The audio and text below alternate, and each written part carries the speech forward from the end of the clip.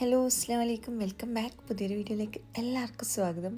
അപ്പോൾ ഇന്നത്തെ വീഡിയോയിൽ കാണിക്കുന്നത് കക്കറോട്ടിയാണ് കേട്ടോ. ഇതിന് പല പേരിൽ പറയലുണ്ട്. കക്കറോട്ടി എന്ന് പറയും, കുഞ്ഞിപ്പത്തൽ എന്ന് പറയും, ആണപ്പത്തൽ എന്നൊക്കെ പറയലുണ്ട്. അപ്പോൾ നേരെ വീഡിയോയിലോട്ടേക്ക് പോവാം.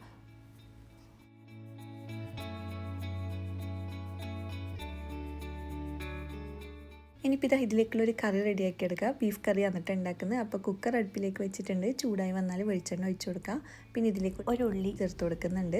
പിന്നെ കറിവേപ്പിലയും കുറച്ച് ഉപ്പും കൂടെ ചേർത്തിട്ട് ഒന്ന് മിക്സ് ആക്കി എടുക്കുക കേട്ടോ. ഒന്ന് വഴറ്റിയെടുക്കുക. ഇനിയിപ്പോൾ ഇതിലേക്ക് ഒരു സ്പൂൺ ജിഞ്ചർ ഗാർലിക് പേസ്റ്റും ഒരു പച്ചമുളകും ചേർത്ത് കൊടുക്കുക. പിന്നെ ഒരു തക്കാളിയും കൂടെ ചേർത്ത് കൊടുക്കുന്നുണ്ട്. അപ്പോൾ ഇതെല്ലാം നന്നായിട്ടൊന്ന് മിക്സ് ആക്കി എടുക്കുക. ഇനി ഇതിലേക്ക് ബീഫ് ചേർത്ത് കൊടുക്കുക. ഇതിപ്പോൾ 1/2 കിലോ ബീഫ് ക്ലീൻ ചെയ്തെടുത്തതാണ്. 1/2 കിലോ ബീഫിന് ഇത്രയും ഐറ്റംസ് മതി കേട്ടോ. അപ്പോൾ ഇതിലേക്ക് കുറച്ച് ഉപ്പും മുളകും കൂടെ ചേർത്തിട്ടുണ്ടായിന്. അപ്പോൾ ഇത് നന്നായിട്ടൊന്ന് മിക്സാക്കി എടുക്കുക. ഇനിയിപ്പോൾ ഇതിലേക്ക് പൊടികളെല്ലാം ചേർത്ത് കൊടുക്കുക. 1 സ്പൂണ് മുളക് പൊടി, അതുപോലെ തന്നെ ഒരു 3/4 സ്പൂണ് മല്ലിപ്പൊടി, ഒരു 1/4 സ്പൂണ് മഞ്ഞൾപ്പൊടി, ഇത്ര ഐറ്റംസ് ചേർത്ത് കൊടുത്തിട്ട് നന്നായിട്ടൊന്ന് മിക്സ് ചെയ്തെടുക്കുക. പിന്നെ ഉപ്പ് നോക്കിയിട്ട് ഇട്ട് കൊടുക്കുക കേട്ടോ. ബീഫിലും പിന്നെ ആദ്യം ഉള്ളി വഴറ്റുന്ന സമയത്തിലും ഉപ്പ് ആഡ് ചെയ്ത് കൊടുത്തിട്ടുണ്ടായിന്. അപ്പോൾ നോക്കിയിട്ട് മാത്രം ഇട്ട് കൊടുക്കുക. ഇതെല്ലാം കൂടി നന്നായിട്ട് മിക്സായി വന്നാൽ പിന്നെ ഇതിലേക്ക് ആവശ്യത്തിനുള്ള കുറച്ച് വെള്ളം കൂടെ ഒഴിച്ചിട്ട് ഇത് കുക്ക് ചെയ്തെടുക്കുക. ഇതിപ്പോൾ കുക്കറിൽ വെക്കുമ്പോൾ ഒരു വിസിലെല്ലാം പോയിട്ട് 15-20 മിനിറ്റെല്ലാം ആകുമ്പോഴത്തേക്ക് ബീഫ് നന്നായിട്ട് കുക്കായിട്ട് കിട്ടും. അപ്പോൾ അതുവരെ വെയിറ്റ് ചെയ്യുക. അപ്പോൾ കറി റെഡിയാവുന്ന സമയം കൊണ്ട് ഇതിലേക്കുള്ള തേങ്ങ ഒന്ന് വറുത്തെടുക്കാം കേട്ടോ. ആ തേങ്ങ വറുത്തരച്ച ബീഫ് കറിയാണ് ഉണ്ടാക്കുന്നത്. അപ്പോൾ ഇതൊരു പാൻ അടുപ്പിലേക്ക് വെച്ചിട്ടുണ്ട്. ഇതിലേക്ക് വെളിച്ചെണ്ണ ഒഴിച്ച് കൊടുക്കുക. പിന്നെ ഇതിലേക്ക് കുറച്ച് അരിയും, അത് പുഴുങ്ങലരി ആയാലും നേരിയരി ആയാലും കുഴപ്പമില്ല. പിന്നെ ഇതിലേക്ക് കുറച്ച് ജീരകം, കുറച്ച് ഉള്ളിയും കൂടെ ചേർത്ത് കൊടുക്കുക. പിന്നെ 1/2 കപ്പിനേക്കാളും കുറച്ച് അധികമായിട്ടാണ് കേട്ടോ തേങ്ങ എടുത്തിട്ടുള്ളത്. അപ്പോൾ അതും കൂടെ ചേർത്ത് കൊടുത്തിട്ട് കുറച്ച് മഞ്ഞൾപ്പൊടിയും കൂടെ ചേർത്ത് കൊടുത്തിട്ട് നന്നായിട്ടൊന്ന് മിക്സാക്കി എടുക്കുക. ഇത് ചെറിയ ലോ ഫ്ലെയിമിൽ വെച്ചിട്ട് തന്നെ വേണം ഇത് വറുത്തെടുക്കാൻ വേണ്ടിയിട്ട്. തീ കൂട്ടി വെച്ച് കഴിഞ്ഞാൽ പെട്ടെന്ന് കരിഞ്ഞു പോകും. അപ്പോൾ അതുകൊണ്ട് തന്നെ ചെറിയ തീയിൽ ഉണ്ടാക്കിയെടുക്കുക. പിന്നെ നമ്മൾ എടുക്കുന്ന തേങ്ങേൻ്റെ അളവിനനുസരിച്ച് നമ്മൾ ബാക്കിയുള്ള ഐറ്റംസ് വേണമെങ്കിൽ കൂട്ടിക്കൊടുക്കുക. ഇതിപ്പം ഈ ഒരു 1/2 കപ്പിനടുത്തുള്ള തേങ്ങക്ക് ഇത് കറക്റ്റാണ്. അപ്പോൾ ഇത് ചെറിയ തീയിൽ ലോ ഫ്ലെയിമിൽ വെച്ചിട്ട് നന്നായിട്ടൊന്ന് വറുത്തെടുക്കുക. ഇനിയിപ്പോൾ ഇതിലേക്കുള്ളൊരു മാവ് റെഡിയാക്കാനുണ്ട്. അപ്പോൾ അതിലേക്ക് 1/2 കപ്പ് പൊതിർത്തിയ പച്ചരിയും 1/2 കപ്പ് തേങ്ങയും അതുപോലെ തന്നെ ഒരു ചെറിയൊരു പീസ് ഉള്ളിയും 1 ടീസ്പൂൺ വലിയ ജീരകവും ഇതിലേക്ക് ആവശ്യത്തിനുള്ള ഉപ്പും കൂടെ ചേർത്ത് കൊടുക്കുക. പിന്നെ ഇത് അരച്ചെടുക്കാൻ ആവശ്യത്തിനുള്ള വെള്ളവും കൂടെ ചേർത്ത് കൊടുക്കുക. എന്നിട്ട് ഇത് നന്നായിട്ടൊന്ന് അരച്ചെടുക്കുക കേട്ടോ. എന്നിട്ട് ഇതൊരു ബൗളിലേക്ക് മാറ്റി കൊടുക്കുക. ഞാൻ ഇതിലേക്ക് കുറച്ച് വെള്ളം ചേർത്ത് കൊടുത്തിട്ടുണ്ട്. നമ്മൾ നോക്കിയിട്ട് നമ്മൾ അളവിന് ആവശ്യത്തിനുള്ളത് ഒഴിച്ചു കൊടുത്താൽ മതി. പിന്നെ ഈ ഒരു അളവിന് എനിക്കൊരു 1.5 കപ്പ് പത്തലിൻ്റെ പൊടിയാണ് കേട്ടോ ആവശ്യമായിട്ട് വന്നിട്ടുള്ളത്. പൊടി നോക്കി മാത്രം ഇട്ട് കൊടുക്കുക. ഒരുമിച്ച് ഇട്ടിട്ട് ഹാർഡായി പോകണ്ട. അപ്പോൾ അതുകൊണ്ട് തന്നെ നോക്കിയിട്ട് മാത്രം ഇട്ട് കൊടുത്തിട്ട് കുഴച്ചെടുത്താൽ മതി. ഇതിപ്പോൾ നമ്മൾ പത്തലൊക്കെ ഉണ്ടാക്കുന്ന പത്തൽ പൊടിയില്ലേ, അപ്പോൾ അത് വെച്ചിട്ടാണ് കേട്ടോ ഉണ്ടാക്കിയെടുക്കുന്നത്. ഇത് പച്ചരിപ്പൊടിയെല്ലാം വെച്ചിട്ട് ഉണ്ടാക്കുമെന്ന് എനിക്കറിയില്ല. അങ്ങനെ ഉണ്ടാക്കുന്നവരുണ്ടെങ്കിൽ ആദ്യം നമ്മൾ ചേർത്ത് കൊടുത്ത ആ ഒരു പച്ചരി ഇതിലേക്ക് ചേർത്ത് കൊടുക്കേണ്ട ആവശ്യം വരുന്നില്ല. ഞാൻ ഈ ഒരു രീതിയിലാണ് കേട്ടോ ഈ ഒരു കക്കറോട്ടീൻ്റെ മാവ് ഉണ്ടാക്കിയെടുക്കൽ. അപ്പോൾ ഇത് നന്നായിട്ടൊന്ന് ഇത് കുഴച്ചെടുക്കുക. നമുക്കിങ്ങനെ കയ്യിൽ വെച്ചിട്ട് നല്ല സോഫ്റ്റായിട്ട് ഉരുട്ടിയെടുക്കാനുള്ള പാകത്തിന് വേണ്ട കേട്ടോ ഉണ്ടാക്കിയെടുക്കാൻ വേണ്ടിയിട്ട്. അഥവാ കുറച്ച് ഹാർഡായി പോയില്ലെങ്കിൽ കുറച്ച് വെള്ളമൊക്കെ ചേർത്തിട്ട് നന്നായിട്ടൊന്ന് മിക്സ് ചെയ്തെടുത്താൽ മതി കേട്ടോ. അപ്പോൾ ഇത് നന്നായിട്ടൊന്ന് മിക്സ് ചെയ്ത് നന്നായിട്ടൊന്ന് കുഴച്ചെടുത്തിട്ടുണ്ട്.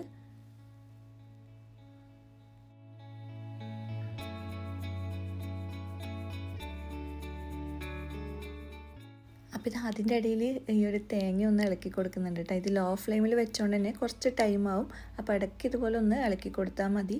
അപ്പോൾ ഇത് നന്നായിട്ടൊന്ന് മിക്സ് ആയതിന് ശേഷം പിന്നെ ഇത് ഓഫ് ചെയ്തിട്ട് ഇതിൻ്റെ ചൂടെല്ലാം പോയതിന് ശേഷം വേണം ഇതൊന്ന് അരച്ചെടുക്കാൻ വേണ്ടിയിട്ട്.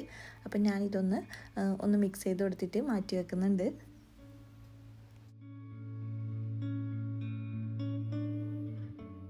ഇനിയിപ്പോൾ ഇതാ കക്കറോട്ടി ഉണ്ടാക്കിയെടുക്കുക. ഇതിപ്പോൾ സ്റ്റീം ചെയ്തിട്ടാണ് കേട്ടോ ഉണ്ടാക്കുന്നത്. അപ്പോൾ അതുകൊണ്ട് തന്നെ ഈ ഒരു സ്റ്റീമറും അതുപോലെ തന്നെ കുറച്ച് വെളിച്ചെണ്ണയും കൂടെ റെഡിയാക്കി വെച്ചിട്ടുണ്ട്. വെളിച്ചെണ്ണ എന്താ വെച്ചാൽ നമ്മൾ കൈക്ക് ഇതൊന്ന് ഉണ്ടാക്കിയെടുക്കുമ്പോൾ ഒന്ന് തടവി കൊടുക്കാൻ വേണ്ടിയിട്ടാണ് കേട്ടോ. അപ്പോൾ ആദ്യം തന്നെ ഇതിൽ നിന്ന് കുറച്ച് വലിയൊരു ബോൾസ് എടുക്കുക. എന്നിട്ട് നന്നായിട്ട് ഉരുട്ടിയതിന് ശേഷം നമ്മൾ കൈക്ക് ഇങ്ങനെ വെളിച്ചെണ്ണ ചേർത്ത് കൊടുത്തിട്ട് ചെറിയ ബോൾസ് ആക്കി എടുക്കുക കേട്ടോ. ഇതുപോലെ ചെറിയ രീതിയിൽ ഉരുട്ടിയെടുത്തതിന് ശേഷം ഇതിൻ്റെ സെൻറ്ററിലൊരു കുത്തിട്ട് കൊടുക്കുക. ഈ ഒരു രീതിയിലാണ് കേട്ടോ കക്കറോട്ടി ഉണ്ടാക്കിയെടുക്കൽ. പിന്നെ ഈ ഒരു അപ്പത്തിൻ്റെ സൈസ് ഏറ്റവും ചെറുതാകുമ്പോൾ നമുക്ക് കഴിക്കാൻ വേണ്ടിയിട്ട് നല്ല ടേസ്റ്റും ഇത് ഈ ഒരു കറിയിലെല്ലാം നന്നായിട്ട് മിക്സായി വരുമ്പം നല്ല അടിപൊളിയായിട്ട് കിട്ടുക. സൈസ് വലുതാവും തോറും നമുക്ക് ടേസ്റ്റ് കുറയും. അപ്പോൾ അതുകൊണ്ട് ഈ ഒരു രീതിയിൽ തന്നെ ഈ ഒരു കുഞ്ഞിപ്പത്തൽ ഉണ്ടാക്കിയെടുക്കുക. ഈ ഒരു അപ്പത്തിന് ഒരുപാട് പേരുണ്ട് കേട്ടോ. നേരത്തെ പറഞ്ഞ പോലെ തന്നെ കക്കറോട്ടിയായി, കുഞ്ഞിപ്പത്തൽ, ആനപ്പത്തൽ, അങ്ങനെ ഒരുപാട് പേരിൽ ഇത് അറിയപ്പെടലുണ്ട്. ഇത് ഏകദേശം ഉണ്ടാക്കി കഴിഞ്ഞിട്ടുണ്ട്. ഇതിപ്പോൾ ചെറിയ അളവിൽ ഉണ്ടാക്കുന്നുണ്ട്, ഒരാൾക്ക് തന്നെ ഉണ്ടാക്കാൻ പറ്റുന്നതേ ഉള്ളൂ. നമ്മൾ വലിയ പാർട്ടിക്കും വലിയ അളവിലൊക്കെ ഉണ്ടാക്കുമ്പോൾ 2-3 ആൾക്കാരെല്ലാം കൂടിയിട്ട് ഉണ്ടാക്കുന്നതാണെങ്കിൽ പെട്ടെന്ന് തീരുമല്ലോ, അല്ലെങ്കിൽ ഇത് വലിയൊരു പണിയായിട്ട് മാറും. അപ്പം അങ്ങനെ ഇന്നിപ്പോൾ ഞാൻ ഉണ്ടാക്കുന്നത് ഒരു 3-4 ആൾക്ക് നല്ല രീതിയിൽ കഴിക്കാൻ പറ്റുന്ന അളവിലുള്ള കക്കറോട്ടിയാണ് കേട്ടോ. അപ്പോൾ ഇത് എല്ലാം ഉണ്ടാക്കി എടുത്തിട്ടുണ്ട്. ഇനിയിപ്പോൾ ഇതൊന്ന് സ്റ്റീം ചെയ്തെടുക്കാം. ഈ ഒരു പാത്രത്തിൽ വെള്ളം വെച്ചിട്ടുണ്ട്, ഇതിൻ്റെ മേലെ വെച്ച് കൊടുക്കാം കേട്ടോ.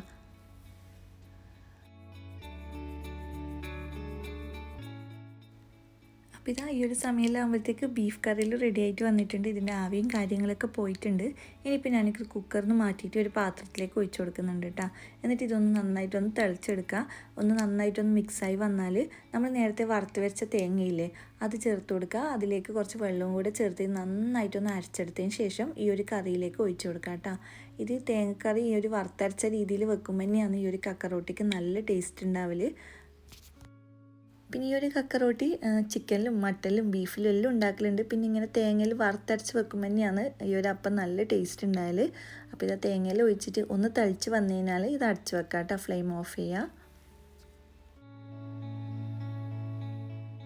അപ്പോൾ ഇത് ഈ ഒരു സമയമാകുമ്പോഴത്തേക്ക് അപ്പം റെഡി ആയിട്ടുണ്ട്. ഇതിപ്പോൾ കറക്റ്റ് 30 മിനിറ്റാണ് കേട്ടോ ഇതൊന്ന് സ്റ്റീം ചെയ്തെടുത്തിട്ടുള്ളത്. നന്നായിട്ട് കുക്കായിട്ട് വരണം, അല്ലെങ്കിൽ നമ്മൾ അരിയൊക്കെ കടിക്കുന്ന പോലെ ഉണ്ടാവും. അപ്പോൾ ഇതൊരു 30 മിനിറ്റെല്ലാം ആകുമ്പോഴത്തേക്ക് ഇത് റെഡിയായി വന്നിട്ടുണ്ട്. ഇനിയിപ്പോൾ ഇതൊരു പാത്രത്തിലേക്ക് മാറ്റി കൊടുക്കുക. പിന്നെ ഇതിൻ്റെ ചൂടെല്ലാം പോയിട്ട് വേണം കേട്ടോ ഇതൊന്ന് ഉതിർത്തിയെടുക്കാൻ വേണ്ടിയിട്ട്. നമ്മൾ ചൂടോടെ ഇതിങ്ങനെ അടർത്തി മാറ്റാൻ ശ്രമിക്കുമ്പോൾ ഇത് വല്ലാണ്ട് ഒട്ടിപ്പിടിച്ച് പൊട്ടിപ്പോവുകയും ചെയ്യും. അപ്പോൾ അതുകൊണ്ട് തന്നെ ചെറിയ രീതിയിൽ ചൂടിൽ പോയതിന് ശേഷം വേണം ഇതൊന്നിങ്ങനെ വിട്ടെടുക്കാൻ വേണ്ടിയിട്ട്. അപ്പോൾ ഇതാ ഞാനിതൊരു പാത്രത്തിലേക്ക് ഇത് മൊത്തത്തിൽ ഇതുപോലെ അടർത്തി എടുത്തിട്ട് മാറ്റി കൊടുക്കുന്നുണ്ട്.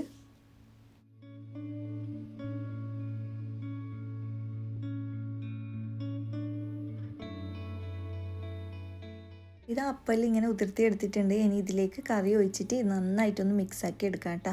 നമുക്ക് ആവശ്യത്തിനുള്ള കറി മാത്രം ഒഴിച്ചു കൊടുത്താൽ മതി.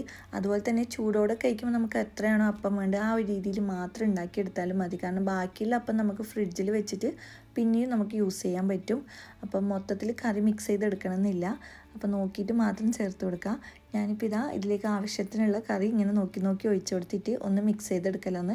ഈ ഒരു കറി ഒഴിച്ചിട്ട് നന്നായിട്ടൊന്ന് തിളച്ച് വന്നതിന് ശേഷം ഇതൊന്ന് അടച്ച് വെക്കണം കേട്ടോ. ഒരു 5-10 മിനിറ്റിൽ അങ്ങനെ വെക്കുക. എന്നാൽ ഈ ഒരു അപ്പത്തിൽ നന്നായിട്ട് കറിയിൽ മിക്സായിട്ട് കിട്ടുള്ളൂ. അപ്പോൾ ഇത് ഈ ഒരു അടിപൊളിയായിട്ടുള്ള കക്കറോട്ടി റെഡി ആയിട്ടുണ്ട്. ഇത് ബിഗിനേഴ്സ് സ്പെഷ്യൽ എന്നും പറയാം, കാരണം നല്ല ഡീറ്റെയിൽ ആയിട്ട് പറഞ്ഞിട്ടുണ്ട്. ഇതുവരെ ഉണ്ടാക്കി നോക്കാത്തവർ എന്തായാലും ട്രൈ ആക്കി നോക്കട്ടോ. അപ്പം എല്ലാവർക്കും വീഡിയോ കണ്ടിട്ട് ഇഷ്ടമാകുന്നുണ്ടെങ്കിൽ ലൈക്ക് ചെയ്യുക, ചാനൽ സബ്സ്ക്രൈബ് ചെയ്യുക, സപ്പോർട്ട് ചെയ്യുക. വീണ്ടും നല്ല നല്ല വീഡിയോ ഒക്കെ ആയിട്ട് കാണാം. അതുവരേക്കും ബൈ.